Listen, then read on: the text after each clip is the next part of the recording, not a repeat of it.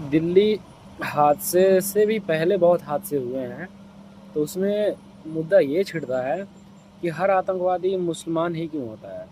तो उसमें विरोधी खड़ा होकर ये बोलते हैं कि क्या गांधी जी को मारने वाला मुसलमान था, सोनिया गांधी को मारने वाला मुसलमान था, फलाना ढिमका, बहुत सारे बातें चोट देते हैं। मैं उन लोगों से ये कहना चाहूँगा कि तब से अब तक जाने कितनी बार सरकार चेंज होगी, ठीक, जबकि बात जबकि छोड़ दो, बट जब अब हादसे हो रहे हैं उसमें टेररिस्ट मुसलमान क्यों निकल रहा है। वो 2-4 हादसे हुए, उसे लेके अभी तक तुम लोग बैठे हो, खूंटा वहीं गाड़ लिए हो, बिल्कुल जमा लिए हो कि हाँ हिलना नहीं है। अब वहाँ उससे उसके बाद में भी बहुत हादसे हुए, तो उस पे क्यों नहीं मुद्दा छेड़ रहे हो। पुलवामा हमला में क्या वो हिंदू थे? नौगांव में वो भी धर्म पूछ के मारे थे, क्या वो भी हिंदू थे? अब जो दिल्ली में हादसा हुए उसमें भी बहुत नाम आए, क्या वो सारों में से भी कोई सा एक हिंदू है? इस बात को फिर क्यों नहीं कहते? इस बात को क्यों नहीं कहते फिर? हाँ, चलो हम ये कह रहे हैं कि चलो सबको एक बराबर लेके चलते, तो हम कहते हैं कि चलो लेके चल लो।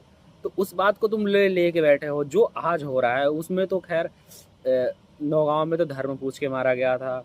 दिल्ली में जो हुआ उसमें तो कोई जात देखी नहीं गई थी, वो ब्लास्ट कर दिया, उसमें मुसलमान मरे हैं क्या मरे हैं, उसमें कोई भी चपेट में आया वो मर गए।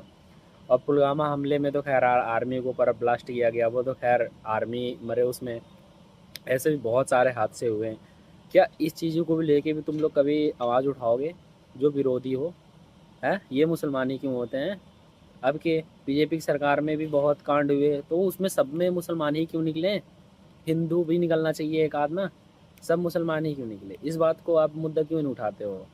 तो कुछ बोलने कुछ कहने से पहले जिस भारत में रह रहे हो, जिस देश में रह रहे हो, उस देश की रोटी नमक खा रहे हो, ठीक है, उसका देखो ना। फिर तो यही हालत होगी कि साला पैदा हुए बाप किसी और को कह रहे हो, बाप कोई और है किसी और को बाप बनाए जा रहे हो, ये जाहिल पना वाला हालत है ना।